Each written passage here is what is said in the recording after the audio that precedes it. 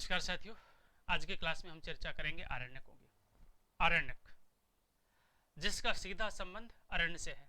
जब हम वैदिक साहित्य की चर्चा करते हैं, वैदिक साहित्य की चर्चा करते हैं तो वैदिक साहित्य में हम वेदों को लेते हैं। यहाँ पर 4 वेदों को लेते हैं, ऋग्वेद, यजुर्वेद, सामवेद और अथर्ववेद की हम चर्चा करते हैं। फिर ऋग्वेद से संबंधित विभिन्न प्रकार के अन्य साहित्य की हम चर्चा करते हैं, अन्य वेदों से संबंधित साहित्य की चर्चा करते हैं, जिसमें हम ब्राह्मण ग्रंथों को पढ़ते हैं, ब्रह्म का जिनका संबंध है, जिसमें हम आरण्यक ग्रंथों को पढ़ते हैं, हम उपनिषदों को पढ़ते हैं, हम पुराण साहित्य को पढ़ते हैं। अलग अलग साहित्य जो है हमें कहीं न कहीं वैदिक परंपरा में देखने को मिलता है। तो जैसे वैदिक साहित्य है, जैसे उपनिषदों की परंपरा है, जैसे ब्राह्मण ग्रंथों की परंपरा है, ऐसे ही आरण्यक ग्रंथों की परंपरा। हालांकि जब आपने वैदिक पाठ पढ़ा, वैदिक साहित्य पढ़ा, वहां पर आपने आरण्यकों का परिचय पढ़ा। यहाँ पर आरण्य का मतलब जो है जो अरण्य में लिखे गए जंगल में। लेकिन यहाँ एक छोटी सी क्लास आज इसके लिए और है, क्योंकि उससे संबंध के कौन कौन से आरण्य का उनको विषय में लेकर और अरण्य होते क्या है, कुछ समय की एक छोटी सी क्लास है। और पूरी क्लास यदि आप देखना चाहते हैं तो वैदिक साहित्य में आप जाइए, वैदिक साहित्य में कहीं ना कहीं दृष्टिकोण आपको देखने को मिले। आरण्यक, आरण्यक में मूल रूप से हम चर्चा कर रहे हैं कि आरण्यक शब्द की सिद्धि अरण्य से हुई है, जिसकी पृष्ठभूमि में निहित आशय अरण्य में इनका पठनीयता अर्थात पठनीयता यहाँ पर। ठीक है, अरण्यक का मतलब क्या भाई? अरण्य का मतलब जंगल होता है। तो जिन ग्रंथों का सीधा संबंध जंगल से और वन से अर्थात अरण्यों से हुआ, उनको हम क्या कहेंगे? आरण्यक कहेंगे। आरण्यक इसलिए कहेंगे क्योंकि अरण्यों में इनका कार्य हुआ। अब होता क्या था अरण्यों में? क्या ये अरण्यों में लिखे गए, क्या ये अरण्यों में पढ़े गए? तो मूल रूप से पूर्ण रूप से यदि देखा गया तो इनका जो लेखन का कार्य था, अधिकांश अरण्य ग्रंथों का जो लेखन का कार्य था वो भी अरण्यकों में ही हुआ, अरण्य में ही हुआ। क्योंकि ऋषि वगैरह जो थे वही इनके लेखक हुआ करते थे यहाँ पर। और ऋषियों के जो आश्रम थे वो मतलब भीड़ भाड़ से दूर केवल अरण्य और जंगल में हुआ करते थे। ठीक है, तो एक तो अरण्यक का संबंध इससे भी लगाया गया क्योंकि ऋषि के आश्रम तो सारे के सारे बाहर थे। लेकिन केवल ये सवाल नहीं है, बल्कि इनका जो पठनीयता थी पूर्ण रूप से वो अरण्यों में हुआ। इनका जो पठन और पाठन था पूर्ण रूप से वो अरण्यकों में हुआ यहाँ पर, इसलिए हम इनको अरण्यक कहते हैं। मूल रूप से यदि देखा जाए ऋषियों का संबंध इसके साथ था, लेकिन यदि वानप्रस्थी अर्थात जो ब्रह्मचर्य ग्रस्त के बाद में जो वन में प्रस्थान करते थे, उन वानप्रस्थियों का संबंध भी अरण्य ग्रंथों से कहीं न कहीं जोड़ा गया। फिर बाद में वो संन्यास में आकर के समाज में आते थे। तो अरण्य से जुड़े होने के कारण से इनका पठन पाठन अरण्यों में अर्थात जंगलों में हुआ करता था। इस प्रकार से जुड़े होने के कारण से मूल रूप से ऐसे ग्रंथों को हम आरण्यक ग्रंथ कहते हैं। ठीक है, जो वैदिक पृष्ठभूमि से कहीं न कहीं संबंध होते हैं। अरण्य में इनकी पठनीयता, जिन ग्रंथों को वनों में रचा गया तथा वन के भागों में गुरुकुलों में जिनका पठन पाठन विकसित हुआ, उन्हीं ग्राम्य का मानस अभाव किया जाता है। सायणाचार्य ने तैत्तिरीय और ऐत्तिरीय आरण्यकों में भाष्य में अरण्य का अर्थ किया है, जो अरण्य में पढ़ा या पढ़ाया जाए उसे अरण्यक कहते हैं। ये सायणाचार्य कहते हैं, ऐसे आचार्य जिन्होंने वेदों पर भाष्य लिखा।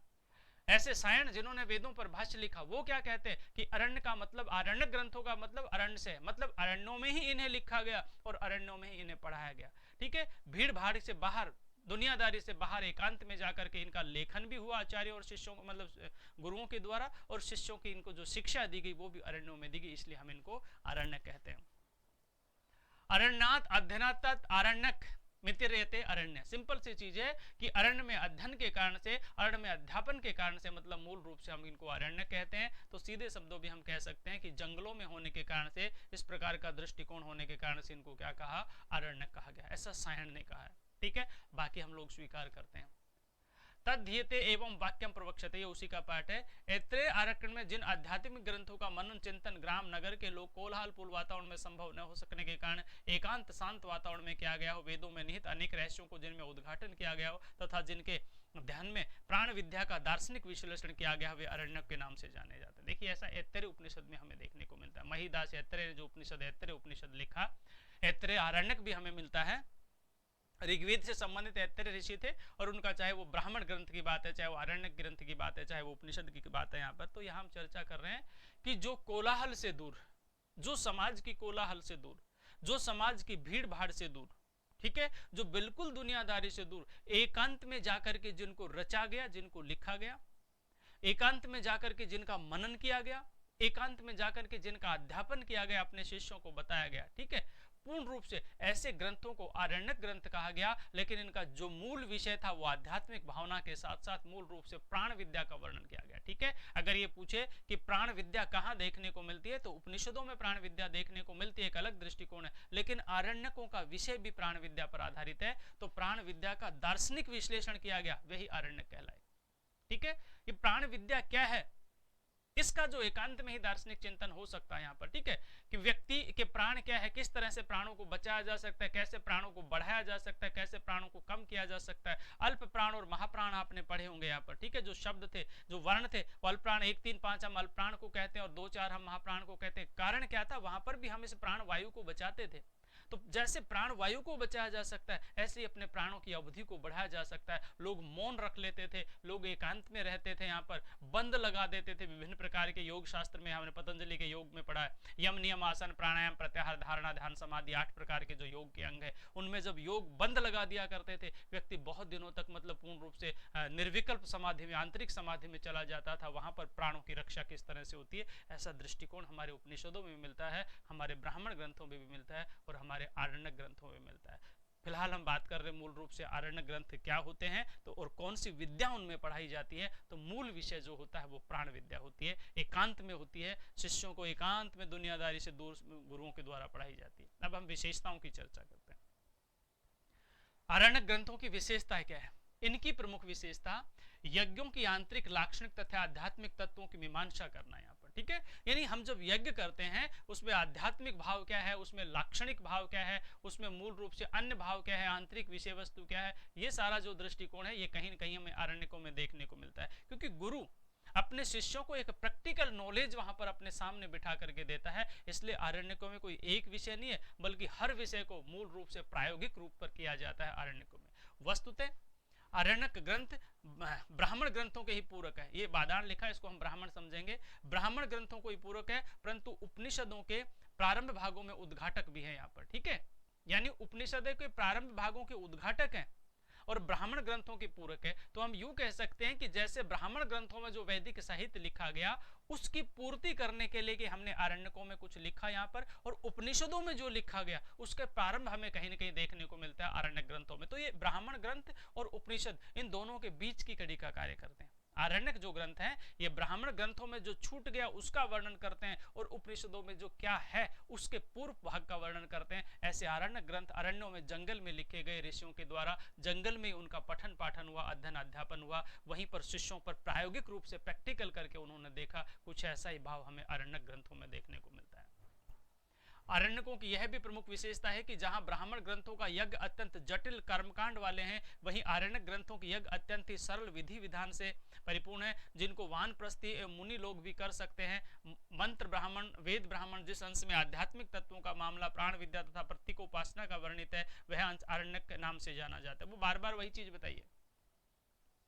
आरण्यकों में प्राण विद्या हमें देखने को मिलती है, आरण्यकों में विभिन्न प्रकार की उपासना हमें देखने को मिलती है। और एक खास बात आरण्यक ग्रंथों की क्या बताई कि जहां ब्राह्मण ग्रंथों में वेद का विधि विधान जो था, वेद के जो नियम थे, पूर्ण मिलाकर जो धार्मिक यज्ञों की जो पृष्ठभूमि थी, यज्ञ करने का तरीका था, किस ढंग से यज्ञ किया जाए, कैसे यज्ञ किया जाए, कौन सा यज्ञ किया जाए, गृहस्थी के लिए कौन सा यज्ञ होना चाहिए, और संतान की प्राप्ति के लिए कौन सा पुत्रेष्टि यज्ञ होना चाहिए, और किस कार्य के लिए कौन सा यज्ञ होना चाहिए, इस प्रकार के जो यज्ञों का विधान था। लेकिन वहां बहुत जटिल परंपरा थी, वहां बहुत जटिल परंपरा थी। लेकिन धीरे धीरे जब हम ब्राह्मण ग्रंथों से आरण्यक ग्रंथों की ओर जाते हैं तो वहां की जो परंपरा है थोड़ी सी सरल हो गई। आपको ध्यान रखना चाहिए कि जैसे जैसे समय व्यतीत होता है वैसे वैसे जो प्राचीन परंपराएं हैं वो जटिलता के स्थान से सरलता की ओर आने लगती हैं, जटिलता के स्थान से सरलता की ओर आने लगती है। जहां उस काल में ब्राह्मण ग्रंथों में जो जटिल समय मिलता था और जो जटिल रूपरेखा थी, वो ब्राह्मण ग्रंथों के बाद में आरण्यक ग्रंथों पर आती आती थोड़ी सी सरल होगी। स्वाभाविक विषय वस्तु उपनिषदों में वो और सरल हुई होगी, पुराणों में वो और सरल हुई होगी यहाँ पर, और आज तो कितनी सरल होगी हम देखते हैं। हम तो मतलब क्या पैसे के आधार पर आज हम यज्ञ का संपादन करवा देते हैं, ठीक है, कि अगर इतना पैसा मिलेगा तो इतनी देर यज्ञ चलेगा और इतना मिलेगा तो इतनी देर यज्ञ चलेगा यहाँ पर, ठीक है ना। और उसके बाद में अगर शॉर्ट रहे यहाँ पर तो फिर कोई दिक्कत नहीं, आप अपने हिसाब से भी कर सकते हो। इतने में तो पूर्ण रूप से ज्योतिषी और जो विद्वान है वो तो आएगा नहीं तुम्हारे घर पे, ठीक है। तो कड़वा सत्य है। तो यहाँ पर सच्ची बात यह है यहाँ पर कि धीरे धीरे आरण्यक ग्रंथों में थोड़ा सा जो है वो सरलता का प्रतीक हमें कहीं न कहीं देखने को मिला, लेकिन इसमें मूल रूप से प्राण विद्या है, ये इसी के दर्शन होते हैं। ब्राह्मण ग्रंथों की तुलना में आरण्यक अग्रिम मानसिक और बौद्धिक विकास के द्योतक है। ब्राह्मण ग्रंथों में जो वर्णन है उसकी बजाय यहाँ मानसिक विकास अधिक दिखाई देता है। यहाँ मानसिक विकास अधिक, मतलब ब्राह्मण ग्रंथों में जटिलता है कि ये काम इस ढंग से करना है तो करना ही है, लेकिन यहाँ मानसिक विकास देखा कि काम तो हम करेंगे लेकिन इस काम को इस ढंग से भी तो निष्पादित किया जा सकता है ना। जो आप बता रहे हैं उस पूरे क्रियाक्रम को हम कर रहे हैं, उस पूरे धार्मिक आयोजन को हम कर रहे हैं, लेकिन इस ढंग से भी तो किया जा सकता है, समय को बचाकर भी तो किया जा सकता है ना। ठीक है, इस मतलब इस प्रकार के आसन का भी प्रयोग किया जा सकता है ना, कि सांप भी मर जाए और लाठी भी न टूटे। तो थोड़ी जटिलता के स्थान पर सरलता हमें देखने को मिलती है आरण्य ग्रंथों में। यज्ञों के भौतिक स्वरूप का पृष्ठभूमि में जो वैचारिक आधार निहित है उसी को मीमांसा करना आरण्यकों का उद्देश्य है। मंत्र संहिताओं में जिस प्राण विद्या के बीज को संकेत के रूप में होते हैं, आरण्यकों में उन्हीं का विस्तार से पोषण होता है और पल्लवन किया गया। समझ में आ रही है? यानी मंत्र संहिताओं में, मंत्र संहिताएं वैदिक है क्योंकि वेद मंत्र के रूप में, संहिता के रूप में, ब्राह्मण के रूप में हमें देखने को मिलते हैं। तो वेदों में जो मंत्रों का वर्णन किया गया है, जिन मंत्रों में जो संहिताएं हैं उनमें मंत्रों के रूप में जो मतलब कहीं न कहीं प्राण विद्या का एक संकेत दिया गया, किस तरह से प्राण विद्या की प्राप्ति होती है, ये प्राण विद्या है। ठीक है, कैसे प्राणों को वश में किया जा सकता है, कैसे प्राणों को बढ़ाया जा सकता है, कैसे प्राणों को कम किया जा सकता है, क्या मतलब क्या मौत से भी बचा जा सकता है। हालांकि ये विषय यहाँ गंभीर है, यहाँ पर मैं नहीं कहना चाहता ऐसे विषयों को, लेकिन हमारी उपनिषदों में ऐसे वर्णन किए गए ना, हमारी उपनिषदों में तो ऐसा वर्णन किया गया। हमारे गरुड़ पुराण में तो यहाँ तक कि यमराज की स्थिति का तक का चित्रण कर दिया गया कि यमराज के घर तक जाते जाते कौन से पड़ाव आएंगे, कितनी नदियां आएंगी, कितने मोड़ आएंगे, कितने दिनों में यात्रा करेगी आत्मा वहां पर। ठीक है, आत्मा का पड़ाव कहां पर होगा, कितने दिनों तक घर रहेगी आत्मा, मृत्यु के बाद 12 दिनों तक लौट के उसी स्थान पे आ जाती है जहां पर रहती है यहाँ पर, उसके बाद कौन उसको लेके जाता है। ये सारी चीजें यमराज के यहाँ का वर्णन किया गया है ना हमारे गरुड़ पुराण में। माने न माने एक अलग विषय, लेकिन जो पॉइंट टू पॉइंट वर्णन किया यहाँ पर तो कुछ तो सही रहा होगा। कोरी कल्पना तो नहीं की होगी ऋषियों ने, और अगर कोरी कल्पना थी तो छोड़ दो, फिर क्यों करते हो इस तरह का पालन। और छोड़ दिया तो बहुत अच्छी बात है, भोग भी रहे उन चीजों को हम। दूसरे विषय पे आता हूँ। तो हम यहाँ पर चर्चा कर रहे हैं आरण्यकों में।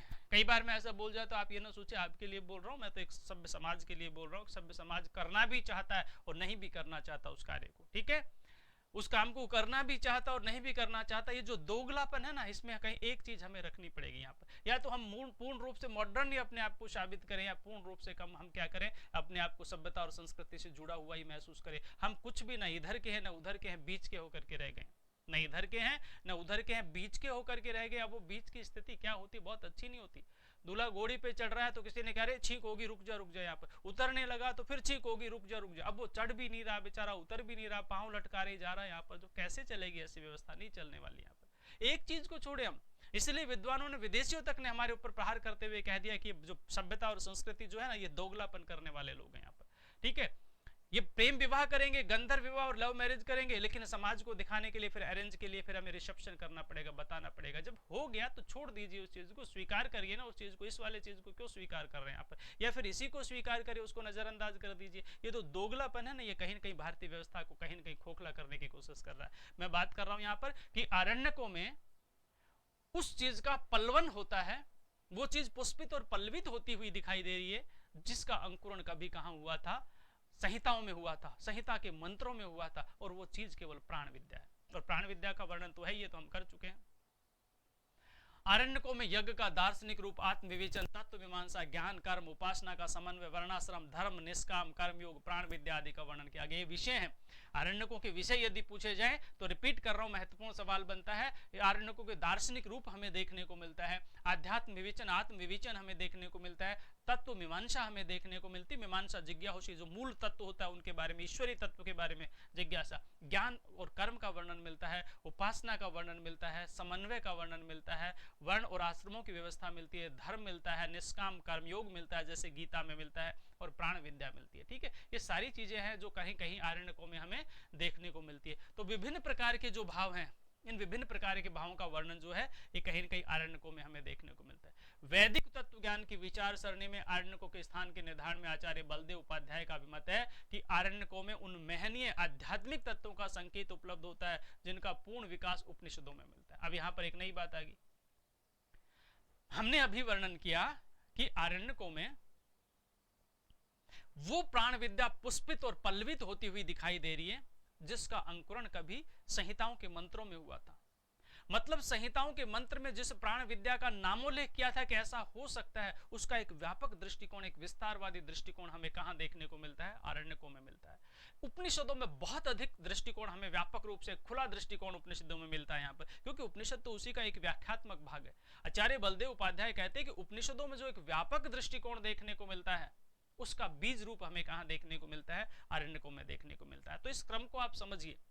जहां वेदों में मंत्रों में जिस चीज का नामकरण कर दिया लेकिन एक जिज्ञासा छोड़ दी, क्या है क्लियर नहीं किया गया, वो स्पष्टीकरण हमें आकर के आरण्यकों में मिलता है। और आरण्यकों में जो वर्णन किया गया उसका एक विश्लेषण आगे चल करके हमें उपनिषदों में मिलता है। हमने बताया कि जो चीज है जैसे जैसे कालांतर में जाती है वैसे वैसे उसका विकसित रूप होता हुआ हमारे सामने उपस्थित होता है और वो जटिलता से सरलता की ओर आने लगती है। ठीक है, जटिलता से सरलता की ओर आने लगती है और यही दृष्टिकोण हमें आरण्यक ग्रंथों में मिलता है।